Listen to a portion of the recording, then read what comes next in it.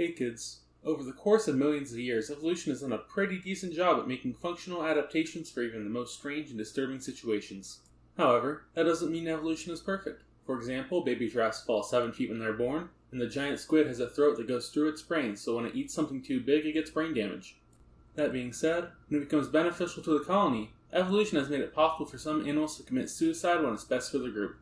For example, take the exploding ant, formerly known as Calabopsis sondarisi.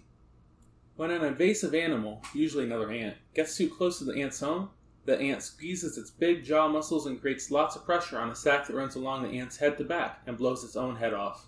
This releases a poisonous glue-like substance that causes the animal to become stuck, keeping the anthill safe from predators. Now, I don't really have the wherewithal to know what compounds in the ant's glands do, nor do I really know how to pronounce them, so I'll just leave them here.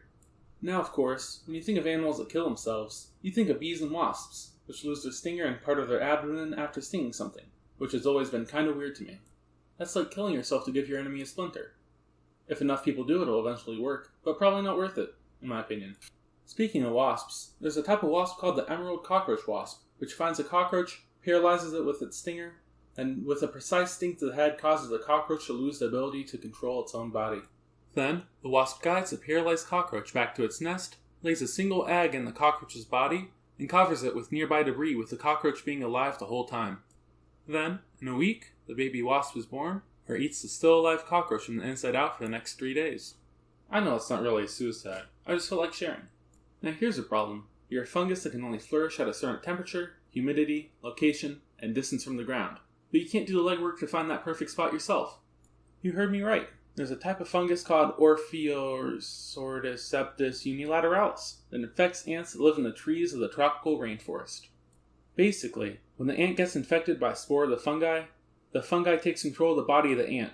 This zombie ant then climbs a tree to the height of around 20 to 30 centimeters on a leaf facing north in about 94 to 95% humidity, where the ant starves itself to death. Once the ant dies, the fungi grows a mushroom between the head and the neck of the ant and sheds its spores onto the floor to infect more ants. All in all, I think the idea that animals can kill themselves for the betterment of their insect society is really fascinating. There is no moral of the story. Bye everyone.